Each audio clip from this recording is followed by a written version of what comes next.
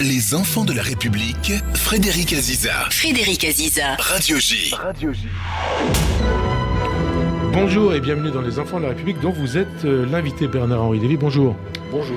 Alors vous venez donc de consacrer un nouveau documentaire, le second, à la guerre d'Ukraine, en forme d'hommage au peuple ukrainien et à Zelensky. Son titre, Slava Ukraini, qui sort en salle le 22 février, donc la semaine prochaine. Alors d'abord, pourquoi ce second film, Bernard-Henri Lévy, et au-delà, pourquoi cet engagement pour l'Ukraine ? Pourquoi le second film ? Parce que je suis obstiné, un peu entêté, que je voulais filmer la suite de l'histoire. J'avais consacré un premier film, diffusé sur Arte au mois de juin.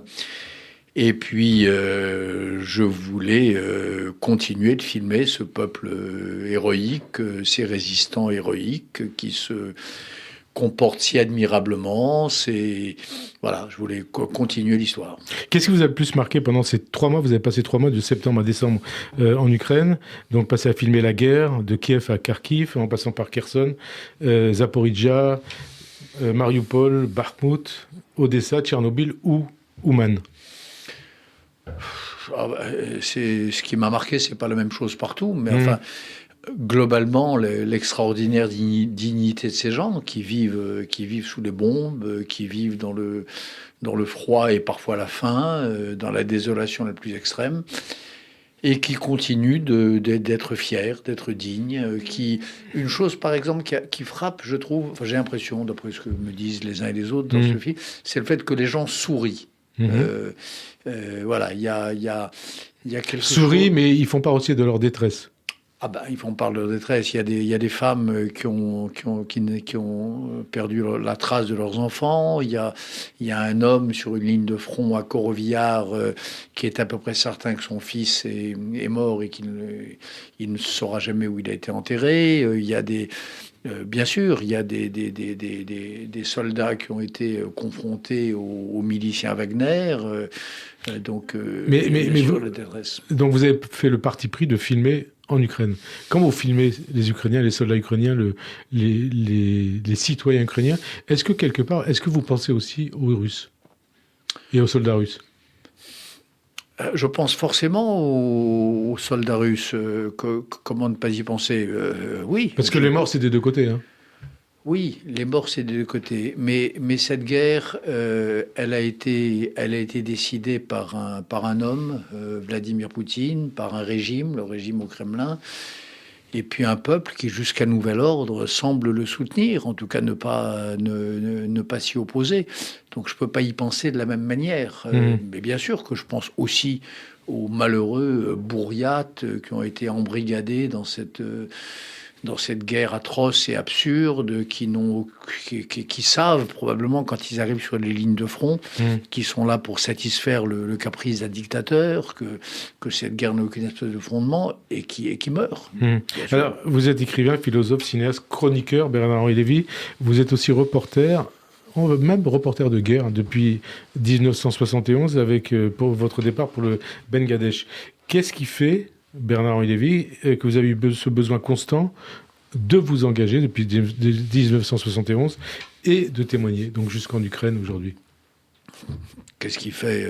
C'est ma manière d'être. Je ne suis pas un intellectuel en chambre.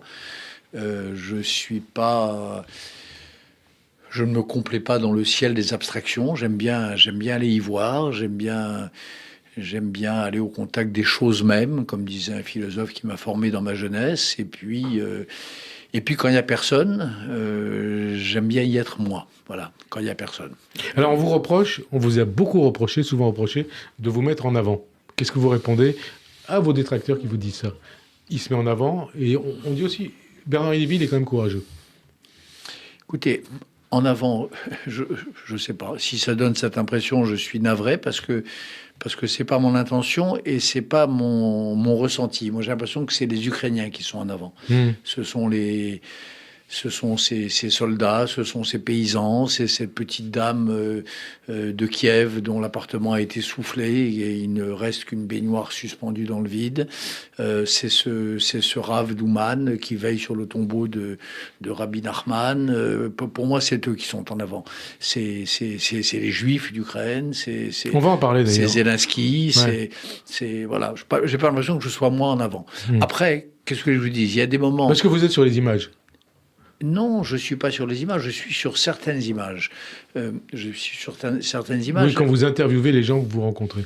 Ben voilà, comment vous dire, quand la situation existe du fait de ma présence, dans un documentaire de ce genre, il y a deux sortes de choses. Il y a des situations sur lesquelles je tombe et que je filme. Et que vous commentez? Là, j'y suis pas, je les commente. Et puis, il y a des situations qui existent parce que ma présence les suscite. Je sais pas, la dernière scène du film, par exemple, ou l'avant-dernière scène. Je suis à Kherson, en face des positions russes, et il y a des snipers russes de l'autre côté du Dniepr qui tirent. Ils tirent pas sur le pape, ils tirent pas sur le vide, ils tirent pas sur le plein, sur vous, ils tirent sur moi. Ouais. Donc, il faut bien qu'on m'aperçoive. Alors, un an après, puisqu'on commémore le premier anniversaire de cette guerre, quelle est la principale leçon que vous tirez de cette guerre d'Ukraine? Principale leçon, c'est que dans l'histoire, il y a des grains de sable. Et tout était programmé pour que l'Ukraine soit écrasée et s'écrase, en gros. C'est ce que vous pensiez aussi il y a un an? Non, moi je ne le pensais pas. Non. Mais les chancelleries le pensaient, l'Amérique le pensait, Poutine le pensait, le monde entier le pensait. Que ça allait durer 3 semaines et que le peuple russe allait s'effondrer et que l'État allait s'effondrer. Il y a eu quelques grains de sable. Grain de sable numéro 1, Zelensky, qui 2 jours après l'invasion sort dans les rues de Kiev, tête nue, quasiment sous les bombes, en répondant au président américain « Je vous ai pas demandé un taxi, je vous ai demandé des fusils ». Deuxième grain de sable, le peuple d'Ukraine, qui ne se soumet pas, qui ne se couche pas, qui ne plie pas les chines, qui résiste. Et troisième grain de sable, l'Occident, les opinions, l'Europe, l'Amérique. L'Occident qui s'est réveillé un peu plus tard. L'opinion, l'Occident qui ne s'est pas réveillé au moment de Kaboul, qui ne s'était pas réveillé au moment des Kurdes, dont Poutine d'ailleurs pensait qu'il ne se réveillerait toujours pas au moment du 3e cas, c'est-à-dire Kiev. Et puis, allez savoir pourquoi l'Occident s'est réveillé. Voilà, c'est comme ça. Donc, ce que je retiens, c'est que l'histoire, elle n'est jamais écrite. Elle est entre les mains des hommes. Il appartient aux hommes d'assister le Tout-Puissant dans son œuvre de création et de recréation du monde. Il appartient aux hommes, parfois, de le réparer. Et il appartient aux hommes d'être des grains de sable dans la mécanique huilée du monde, qui parfois la font tourner autrement. Alors, le grain de sable, Zelensky, dans votre film Une autre idée du monde, qui date de décembre 2021, Bernard-Henri Lévy, il y avait ce dialogue choc avec le président ukrainien, donc Volodymyr Zelensky, qui vous dit, les phrases de Zelensky, Poutine n'a pas de regard, est-ce que vous pensez pouvoir le faire rire, ou est-il incapable de rire, Réponse de Zelensky, vous lui posez cette question, je ne veux pas, mais je peux. Comment l'amuseur Zelensky, Bernard-Henri Lévy, a pu devenir le héros de son peuple et du monde?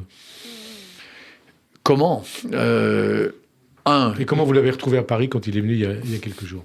Je l'ai revu à Paris il y a quelques jours, je l'ai revu à Kiev, je l'ai revu pendant toute cette période. Et comment vous dire, comme toujours les héros, il est à la fois le même et métamorphosé. Il est métamorphosé parce qu'en effet, le clown est devenu un grand.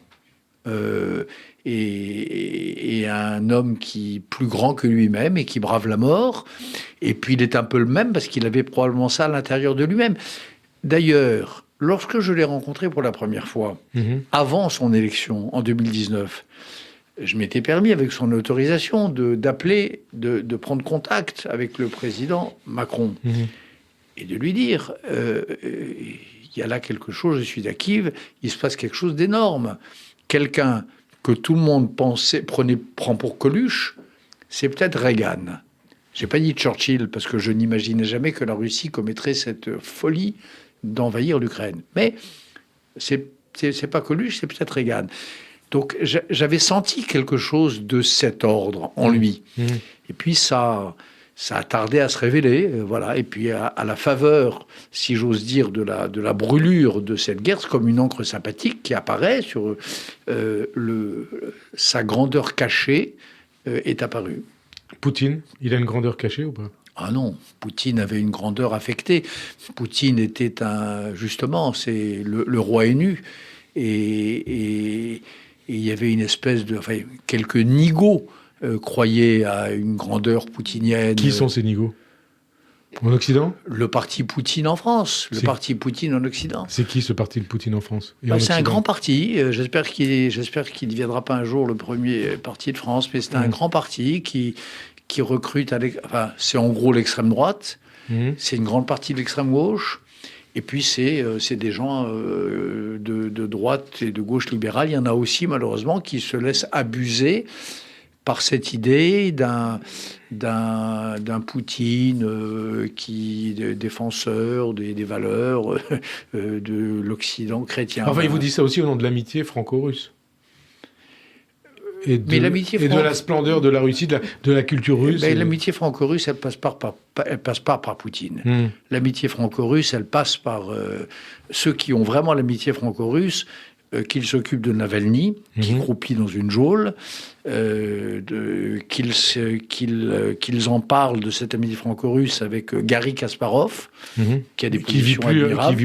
Qui vit aux États-Unis et plus en Russie. Un ancien champion du monde d'échecs. Qui est toujours russe, qui a une deuxième nationalité slovène et qui vit provisoirement aux États-Unis. Qu'il parle avec Mikhail Khodorkovsky, l'ancien oligarque repenti, qui est une des figures aussi de cette opposition et de ce mouvement démocratique et de cette nouvelle dissidence russe.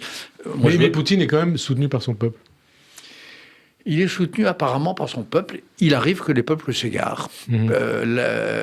Hitler était soutenu par son peuple, Pétain était soutenu par son peuple, apparemment jusqu'au jour où le vernis a craqué et où les gens se sont réveillés. Vous faites la comparaison entre la Seconde Guerre mondiale et ce qui se passe en Ukraine, entre Poutine, Pétain, Hitler? Il faut toujours faire très attention aux comparaisons. Mais d'où cette question. Si comparaison, ça veut dire que les choses sont pas pareilles, sont pas identiques, mais qu'on peut les penser l'une par rapport à l'autre, oui, bien sûr. Je compare. Comparer, ça veut dire ça veut pas dire identifier.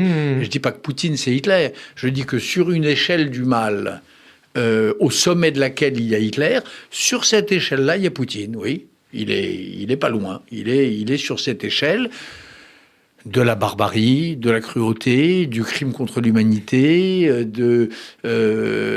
d'actes génocidaires probables qui seront expertisés et jugés par la justice internationale le moment venu. Barbarie, votre livre, c'était il y a 46 ans, la barbarie à visage humain. C'est ce qu'on vit aujourd'hui. Barbarie à visage d'ailleurs humain ou barbarie à visage inhumain. Moi, j'ai eu l'affreux privilège, si j'ose dire, d'aller à Boutcha très peu de temps après le massacre. Et on voit les images. Et je dis affreux, affreux parce qu'on se remet pas bien et pas très vite de ce spectacle. Oui, parce que vous croisez la mort, les cadavres, la misère. Les cadavres, les visages des cadavres. On voit des photos, et moi, j'ai tout de suite la preuve qu'en effet, ce sont des meurtres commis de sang-froid par la soldatesque russe. Donc ça, c'est la barbarie pure et simple. Alors pour expliquer sa guerre en Ukraine, Poutine, depuis un an, il a fait référence à la Seconde Guerre mondiale, à la nécessité de dénazifier l'Ukraine. Zelensky, un nazi. Et le pouvoir ukrainien, des nazis.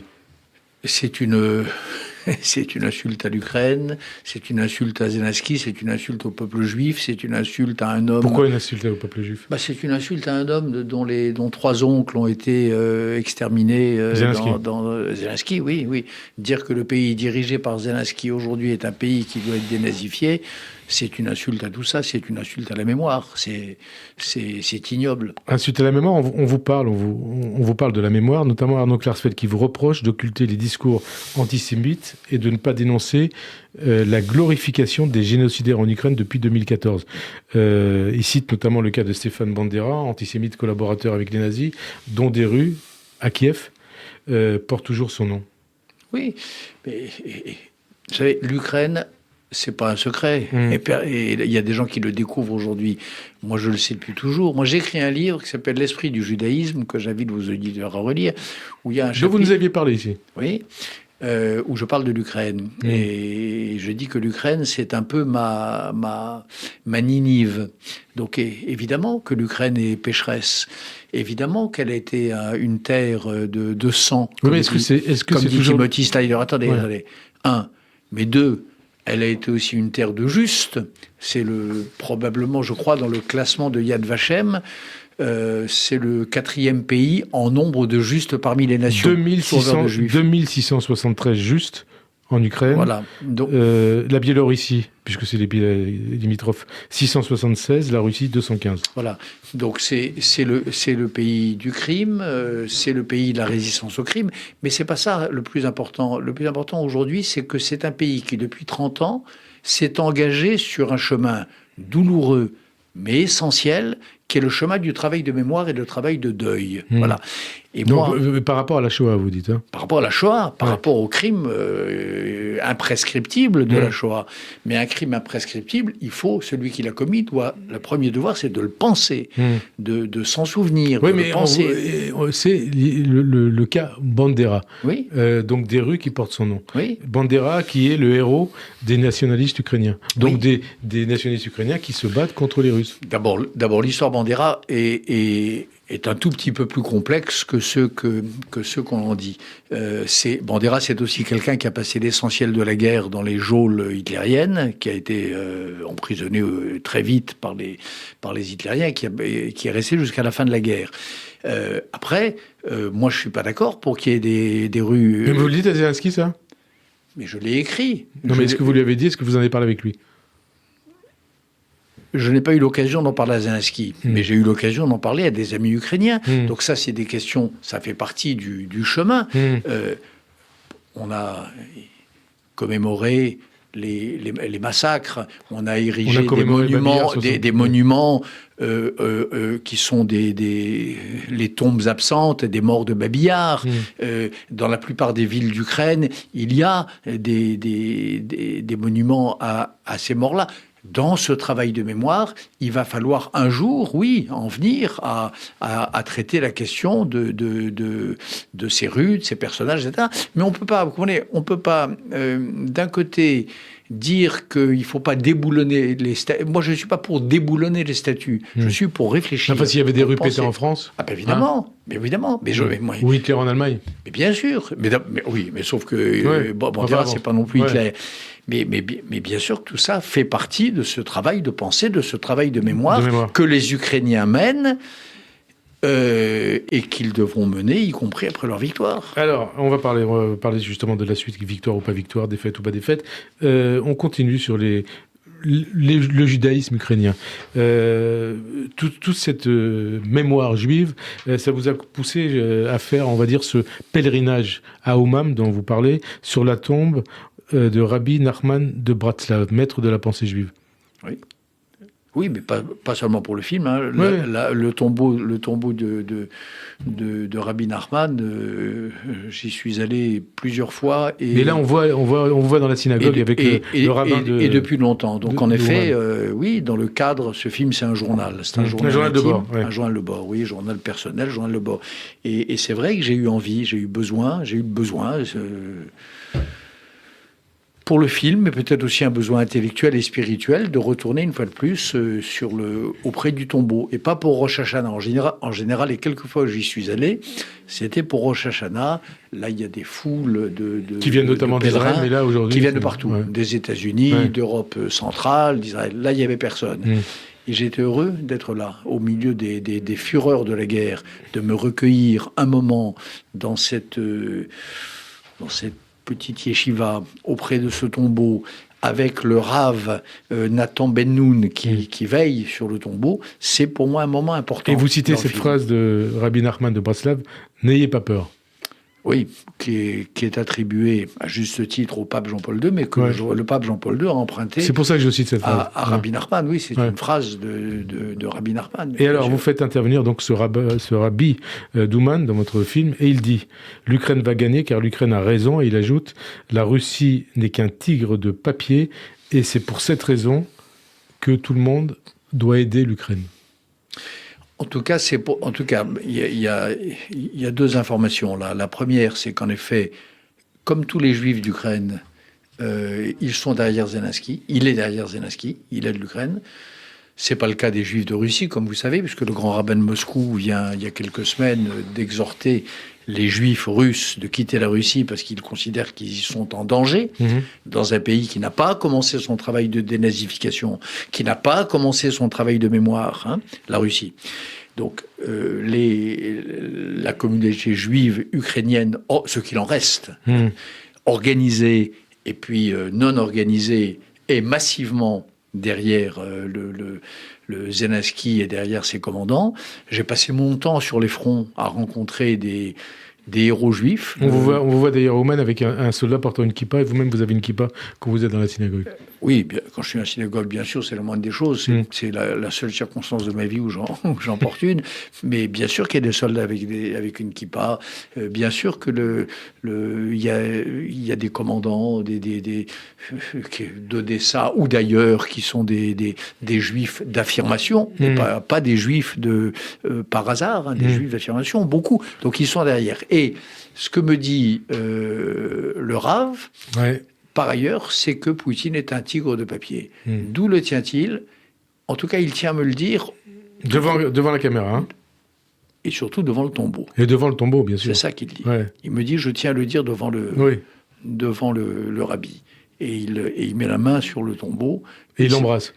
Et il l'embrasse. Et c'est à ce moment-là qu'il dit que Poutine est un tigre de papier. Pour moi, ça, c'est une des scènes bouleversantes, à mes yeux, pour moi, du film. Mais c'est pour ça qu'on en parle. Et d'ailleurs, vous avez dit, je crois que c'est dans l'Express cette semaine, l'Ukraine d'aujourd'hui, par bien des points, rappelle Israël. D'abord, je n'ai pas rencontré un officier ukrainien qui ne m'ait dit qu'Israël est son modèle. Tsahal, la manière dont les guerres sont menées par Tsahal, l'idée de guerre morale, l'idée de la pureté des armes, tout ça, ce sont c'est un exemple. Vous dites, je n'ai pas entendu un officier ukrainien qui ait dit... Tous se réclament réclament d'Israël. J'ai rencontré sans cesse pendant ce film des officiers me disant que leur modèle, sans cesse, c'est l'armée israélienne. Son économie des vies, des siens, son économie des vies civiles, et aussi sa manière de combattre l'ennemi. Ça, c'est une chose très importante. Et moi-même, je dois dire, oui, que dans la conduite de cette armée, je connais bien ça. J'ai couvert comme journaliste ou comme témoin toutes les guerres d'Israël depuis 50 ans. Donc je connais Tsahal, je l'ai vu en opération, et c'est vrai qu'à bien des traits, à bien des égards, par bien des traits, cette armée ukrainienne me rappelle Tsahal. L'Ukraine vous rappelle Israël? Oui, me rappelle Israël. C'est ce que vous avez dit, c'est votre déclaration. L'Ukraine me rappelle Israël, oui, c'est-à-dire que l'idée d'une petite nation assiégée, comptant sur ses propres forces pour se défendre à peu près seule, cette idée-là, oui, elle est là en Ukraine.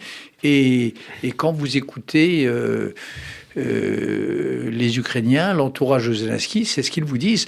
Et c'est d'ailleurs la raison pour laquelle ils sont si navrés de ne pas être davantage soutenu par Israël. Oui, parce que c'est ce que j'avais voulu vous dire. Depuis un an, Israël a été plutôt neutre. Et alors, qu'est-ce qui s'est passé cette semaine? C'était jeudi. La visite du ministre israélien des Affaires étrangères à Kiev, Eli Cohen, qui a affirmé qu'Israël était attaché à la souveraineté de l'Ukraine. Ça change la donne? D'abord, je crois que c'était en vrai comme ça depuis bien plus longtemps. Parce que l'opinion publique israélienne est globalement favorable à l'Ukraine. 2, parce qu'il y a des soldats, des vétérans israéliens qui se battent dans les rangs des régiments de volontaires. Non, mais il y a les relations ukrainiens qui sont différentes. Et 3, parce que et après, le gouvernement était, pour des raisons qu'on peut comprendre d'ailleurs, les Israéliens, ils sont eux tout près de la ligne de front, c'est-à-dire le Hezbollah. La Syrie. Et le Liban. La Syrie et le Liban. Et l'Iran derrière. On peut comprendre. Là, il y a eu une clarification très Donc, opportune. du ministre des Affaires étrangères. Du ministre des Affaires étrangères, très opportune à mon avis. Mais c'est pas ça. C'est que ce qui m'a beaucoup frappé, c'est qu'il y a d'autres pays au monde qui n'ont pas pris parti pour l'Ukraine. Beaucoup. Aux Nations Unies, vous savez comme moi, beaucoup d'abstentionnistes. Le seul pays... Qui représente des milliards d'individus. Les Ukrainiens s'en fichent, au fond. Enfin, en tout cas, ça n'a pas l'air de les empêcher de dormir. La seule neutralité qui les navre, qui les obsède, dont en tout cas, moi, je ne les ai cessé de m'entendre parler, c'est la neutralité d'Israël. Ça les rend malades. Zelensky, ça le rend malade ? Je crois, oui. Ouais. Je crois. Alors, et vous savez ce que disent aussi les détracteurs, et vos détracteurs, quelque part, que tout ce que vous dénoncez à propos de l'action de Poutine en Ukraine, Israël le fait à Gaza, ou l'a fait à Gaza. Vous l'avez entendu, ça ? J'aimerais savoir ce que... Attendez, ils se foutent de notre gueule, là. J'ai jamais vu Israël tirer dans le tas, massacrer des civils, taper des maternités, achever les prisonniers à la hache, comme les gens de Prigojine. C'est une... Comparer... Donc Wagner. Wagner, oui. Comparer ce que font les milices russes en Ukraine, comparer ça à ce que fait Tsahal à Gaza, c'est une infamie. C'est absolument immonde. Dans les guerres de Gaza, on peut en penser ce qu'on veut. Mais enfin, ce sont des guerres où tous les efforts possibles sont faits pour éviter des victimes civiles, pour éviter les victimes collatérales. Ce sont des guerres qu'Israël est forcé de faire. C'est quand Israël est le dos au mur, quand Israël reçoit des pluies de roquettes, qu'Israël se décide à attaquer. On ne peut pas faire le parallèle. Mais c'est pas qu'on peut pas faire, c'est que c'est un parallèle immonde. Dans le cas de l'Ukraine, c'est exactement l'inverse. Poutine se conduit, lui, comme le Hezbollah, qui sont ses alliés, par ailleurs. Un terroriste. Oui. Un État terroriste, la Russie. Un État, c'est même plus l'État voyou, c'est un État terroriste, attaquant un beau matin sans aucun litige de droit international un pays voisin, l'envahissant au mépris de la Charte des Nations Unies. Enfin, bref, c'est comparer ça à Israël est une infamie d'antisémite. Alors, infamie d'antisémite, vous dites ? Comparer. Ouais. Les guerres d'un côté, vous avez les guerres d'autodéfense d'Israël, Les guerres de Gaza, c'est des guerres d'autodéfense. La guerre du Liban, en 80, 81, c'est au 82, c'était une guerre d'autodéfense. Comparez ça à la guerre d'agression de Poutine, c'est tout mélangé. Et quand on mélange tout et quand on renvoie les victimes et les bourreaux dos à dos et qu'on les confond, ça s'appelle la version moderne de l'antisémitisme. La version moderne de l'antisémitisme. Oui. Alors, un conflit sur le territoire européen à des fins impérialistes. On n'avait pas vu ça depuis longtemps. Et pourtant, vous dénonciez le pire dès 2014, Bernard-Henri Lévy. Oui. Aurions-nous pu l'éviter ? Avons-nous détourné les yeux ? Écoutez, en tout cas, oui, c'est dans le film. Je suis navré d'avoir raison, mais enfin, c'est un fait. En 2014, j'ai eu l'honneur de me voir demander de m'exprimer sur le Maïdan, la place de la révolution de Kiev.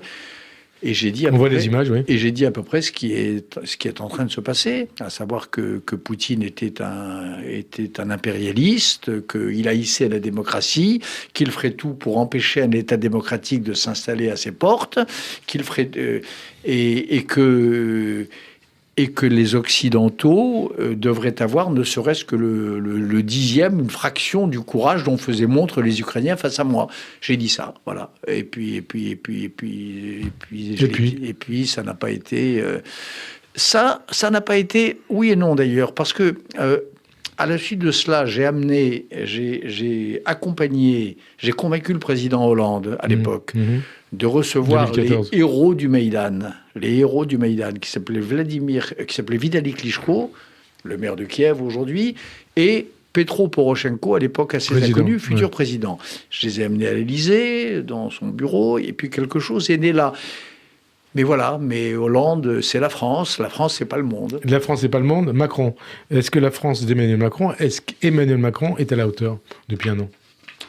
Bien sûr qu'il est à la hauteur. Il est à la hauteur parce que ça m'énerve quand on... Là aussi, les gens sont... Vous savez, quand la lune et le doigt, le sage montre la lune, l'imbécile regarde le doigt. Macron a toujours dit, théorème macronien, je suis du côté des Ukrainiens. 2, ils peuvent et ils doivent gagner. 3, je les accompagnerai jusqu'à la victoire. 4, qu'est-ce que c'est la victoire ? C'est ce que eux, les Ukrainiens, décideront. C'est ce qu'a toujours dit Macron depuis le premier jour. Alors après, il a dit aussi qu'il fallait maintenir une ligne... Un dialogue avec Poutine. Une ligne ouverte pour le jour où. Mais le jour où, Macron a toujours dit, c'est le jour que décideront les Ukrainiens. Voilà. Et il l'a dit, à mon avis, de manière au moins aussi claire que son homologue américain. Alors, vous êtes de ceux qui prenaient une méthode plus musclée contre ce que vous appelez l'expansionnisme de Poutine. Concrètement, que doit-on mettre en œuvre selon vous ? Et après les livraisons de chars, Zelensky réclame désormais des avions, des missiles longue portée. Quelles sont les limites pour éviter une escalade irréversible du conflit ? Ou est-ce que l'escalade, elle est déjà là ? L'escalade, elle est déjà là. Et les dizaines de milliers de morts, peut-être les centaines, ils sont morts pour toujours. Donc c'est de l'irréversible. Qu'est-ce que je vous dis ? Quelle escalade ? La seule manière de faire en sorte que ça n'escalade pas... Irréversible, ça veut dire aussi que c'est une rupture entre les deux peuples, peuple russe, peuple ukrainien. Mais hélas, la rupture, elle est consommée. Elle est là. Il faudra que le temps fasse son œuvre, comme il l'a fait entre les Français et les Allemands, comme il l'a fait dans d'autres cas historiques. On verra bien. Pour l'instant, l'urgence, c'est en effet d'arrêter l'escalade. Et comment ? En livrant des armes ou en arrêtant ? Pour arrêter, mais oui, pour arrêter l'escalade, il n'y a qu'un moyen, c'est ce que tous les gens qui ont réfléchi sur la guerre depuis Clausewitz nous disent. Il faut que l'agressé signifie à l'agresseur que lui, l'agressé, va l'emporter, qu'il faut qu'il s'arrête. Et vous entendez ceux qui disent, justement, pour arrêter l'escalade, il faut cesser de livrer des armes hyper sophistiquées aux Ukrainiens. Mais c'est l'inverse, parce que les Ukrainiens continueront de résister, les Russes continueront d'attaquer, et ça va durer des années, et il y aura des morts et des morts qui s'ajouteront aux morts. La seule façon d'arrêter cette guerre, c'est de permettre aux Ukrainiens de la gagner, et de la gagner vite. Ça veut dire que vous ne croyez pas à l'efficacité de la diplomatie contre Poutine, face à Poutine ? Avec Poutine, non.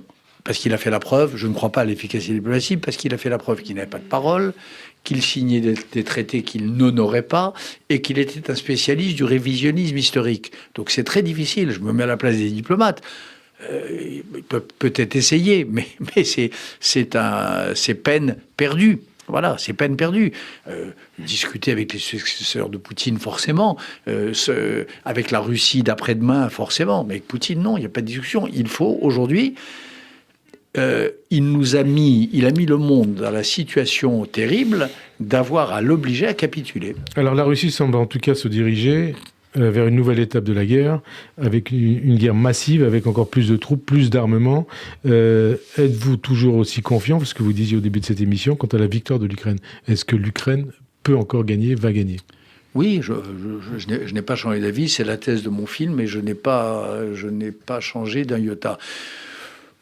Pour une raison très simple, vous savez, c'est que vous pouvez mettre toute la chair à canon que vous voulez d'un côté, quand vous avez de l'autre côté des femmes et des hommes qui sont pas de la chair à canon, qui savent pourquoi ils se battent, qui se battent pour des valeurs nobles, qui se battent pour défendre leur pays et pour défendre une idée, en l'occurrence l'idée de l'Europe. Il n'y a pas photo. La chair à canon, hélas pour elle, c'est pas elle qui l'emporte. Que signifierait la victoire de la Russie de Poutine ? Que signifierait une victoire de l'Ukraine de Zelensky et la défaite de Poutine, la défaite de Zelensky ? Écoutez, la victoire de Poutine, je n'ose l'imaginer, et je crois d'ailleurs qu'il n'y a pas de raison de l'imaginer, car elle n'arrivera pas.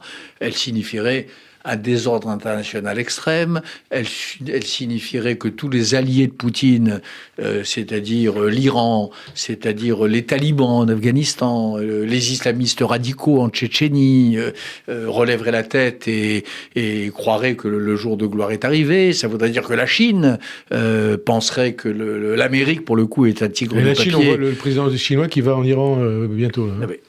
L'axe, il est là. Je l'ai décrit dans l'Empire et les Cinq Rois. Hein. L'axe, il est là. C'est l'Iran, la Chine, la Turquie, la Russie et l'islam radical sunnite.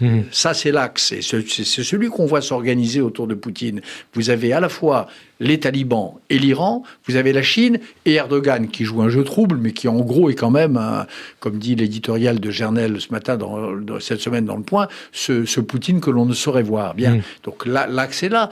Donc, en cas de victoire de Poutine, ce serait une victoire pour l'axe. Et donc, l'axe du mal ? Pas du mal, l'axe des régimes autoritaires, totalitaires, qui en veulent à l'Occident, qui en veulent au principe de liberté, qui en veulent à la France et qui nous ont déclaré la guerre. La victoire de Zelensky ou la défaite de Zelensky et de l'Ukraine. Eh ben, ça veut dire que l'Iran se calmerait. Ouais. Ça veut dire que la Chine... La victoire de Zelensky. Hein. La victoire de Zelensky signifierait que l'Iran se calmerait, que la Chine penserait que c'est pas une si bonne idée d'envahir Taïwan, que Erdogan arrêterait d'envoyer ses tueurs et ses terroristes en Allemagne et sans doute en France, et que les gens financés par Kadyrov, c'est-à-dire les terroristes daéchiens, mettons, rentreraient aussi dans leur coquille, voilà, ou un peu. C'est quelque part l'intérêt, entre guillemets, de l'Occident et de l'Europe.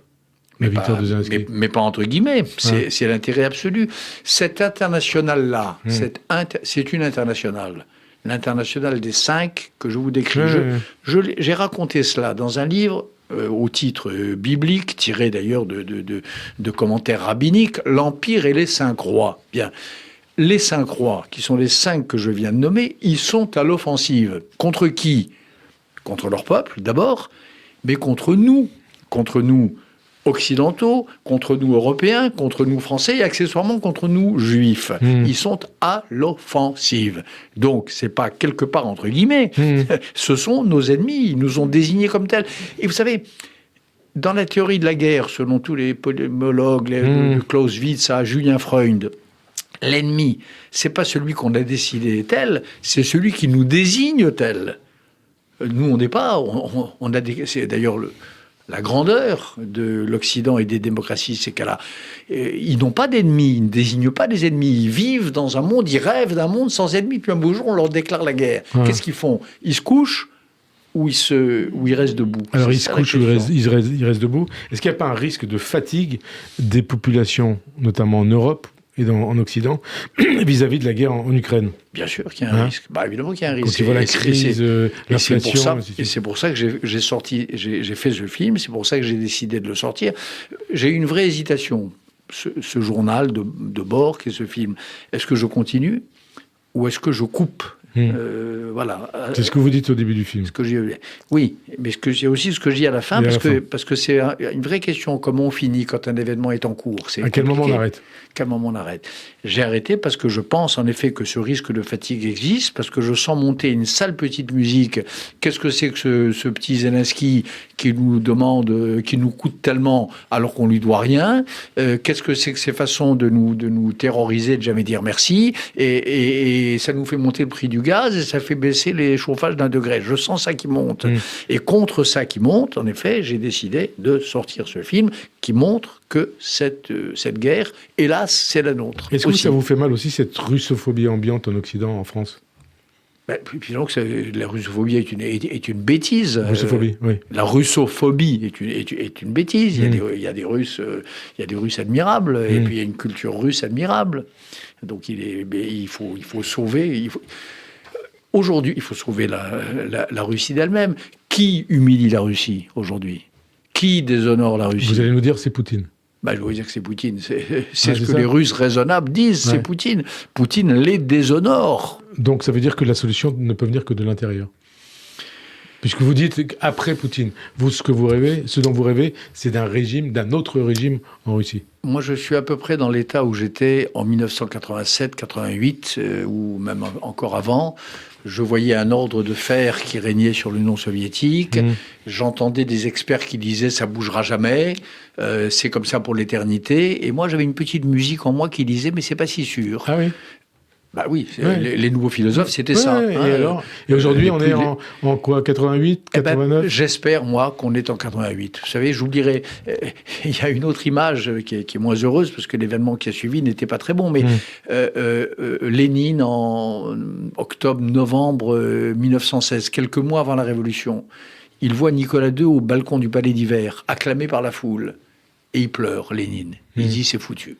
Il n'y aura plus jamais la révolution. Donc il ne faut jamais perdre espoir. Donc il ne faut jamais perdre espoir, oui. Et alors justement, vous êtes allé depuis 50 ans à la rencontre de l'horreur, Bernard-Henri Lévy, de l'ignominie, des massacres, des génocides du siècle dernier et de ces dernières années. Est-ce que malgré tout ça, vous croyez encore en l'homme, vous croyez encore en l'humanité ? C'est bien parce que je crois en l'humanité que je me donne tout ce mal. Et que je vais à Ninive. J'irais pas à Ninive si je croyais pas en l'homme et en l'humanité, si je croyais pas en la rédemption, si je croyais pas et si je croyais pas, par parenthèse, que l'esprit du judaïsme, ce petit aiguillon qu'est l'être juif, il sert aussi à ça, à escorter les nations, à les accompagner c'est ce qu'on a vu sur le chemin de leur propre rédemption. C'est ce qu'on a vu dans les images que vous avez filmées du côté de l'Irak, des Kurdes, ainsi de suite, tout au long de ces dernières années. Vous avez passé 3 mois sur le front ukrainien, septembre à décembre. Ça fait 4. Hein. 4 mois. Et puis avant de février à juin aussi. 4 mois pour vous réaliser ce film. Et à votre retour en France, vous découvrez un pays révolté contre la réforme des retraites et un hémicycle de l'Assemblée nationale que certains comparent à une ZAD créée par les députés LFI. Qu'est-ce que ça vous inspire ?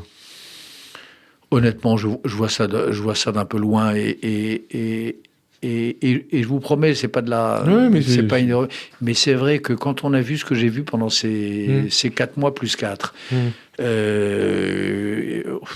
j'ai un peu de mal à m'intéresser aux gesticulations de Mélenchon et aux palinodies et à la dédiabolisation de Mme Le Pen. Je sais que c'est très important, et rassurez-vous, je ne vais pas tarder à m'y intéresser. Mais là, je suis honnête. Aujourd'hui, comparé à ce que j'ai vu à Boutcha, ma question, comparé à ce que j'ai vu à Kherson, comparé à tout ça, j'ai du mal. Pour revenir à votre film, justement, Emmanuel Todd, Edgar Morin, côté intellectuel, Hubert Védrine, Pierre Lelouch, côté politique, alerte contre un risque d'escalade du conflit. Qu'est-ce que vous leur répondez ? Certains évoquent une 3e guerre mondiale. Est-ce que c'est un risque qu'il faut prendre au sérieux ? Mais bien sûr que c'est un risque qu'il faut prendre au sérieux, puisque c'est ce dont nous menacent les Russes. La télévision russe nous dit ça tous les jours. Les idéologues russes nous le répètent le lendemain. Poutine laisse planer la menace. Donc évidemment qu'il faut prendre le risque au sérieux. Mais éventuellement une guerre nucléaire. La seule manière... Attendez, imaginez une seconde, Frédéric Azida, imaginez une seconde, qu'à cause de cette menace, on décide de céder à Poutine, de lui donner tout ce qu'il veut parce qu'on cède au chantage. Quelles conséquences ? Attendez, vous êtes n'importe quel pays du monde qui a un peu de moyens, et qui a quelques ambitions territoriales, mais vous vous dotez de l'arme nucléaire, mais dans les plus brefs délais. Et on assiste à quoi ? On assiste à une prolifération nucléaire comme aucun fou... Déferlement atomique. Évidemment. S'il est prouvé... Attendez, c'est un moment très important. S'il est prouvé qu'il suffit de brandir la menace nucléaire pour que les démocraties se couchent, mais tous les pays qui en ont les moyens vont se doter des moyens d'exercer la menace. Et on va vivre dans un état de danger permanent, de prolifération. Et là, je peux vous dire que les dangers que voyaient des gens comme Camus et autres après Hiroshima, ils vont devenir sacrément présents. Donc, autrement dit, bien sûr que la situation est grave et qu'il faut parler de tout cela avec crainte et tremblement. Mais le seul remède à cette escalade, la seule façon d'empêcher l'escalade, la seule façon d'empêcher la prolifération, c'est d'arrêter le maître chanteur. Arrêter le maître chanteur. Comment on passe quand même de la guerre à la paix ? Par la défaite. Par la défaite de l'agresseur, par la défaite de celui qui est le responsable, seul, unique, de cette immense folie. Donc la défaite de Poutine, donc il faut que l'Occident soit derrière Zelensky jusqu'au bout. Il faut que l'Occident comprenne qu'il fait pas des cadeaux à Zelensky, que Zelensky, c'est le rempart de l'Europe, c'est le rempart de l'Occident, c'est le rempart contre les bandes de repris de justice de Prigojine, que c'est le rempart contre les islamistes de Kadyrov. Zelensky, il fait rempart. Donc, il fait rempart, il faut lui donner ce dont il pense avoir besoin pour qu'il fasse sa fonction de rempart. Excusez-moi, il faut être logique. Dernière image du film, dernière parole du film, vos paroles. Vous parlez de résistance, d'esprit de résistance. C'est important. De résistance et de d'esprit de résistance. Oui, l'esprit de résistance. Ben, il y a la résistance là-bas, et puis il y a l'esprit de résistance ici. En France, il y a les deux. Hein. Il y a le côté, il y a l'esprit munichois. C'est quoi l'esprit munichois, précisez-le? Ben, l'esprit munichois, c'est de se dire que à tout prix, sauver provisoirement la paix, même si c'est au prix d'une guerre bien plus grave et bien plus dévastatrice quelques mois ou quelques années plus tard. La paix tout de suite. Et l'esprit de résistance? Ben, l'esprit de résistance, c'est d'arrêter l'assassin, d'arrêter le pyromane quand on le peut.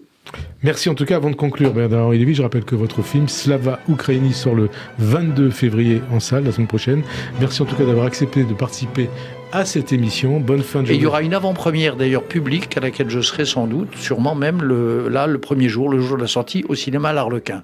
Cinéma L'Arlequin pour nos auditeurs. Voilà. Cinéma L'Arlequin, 22 février, en salle, auprès avec Bernard-Henri Lévy. Bonne fin de journée sur Radio J et à dimanche prochain. Merci.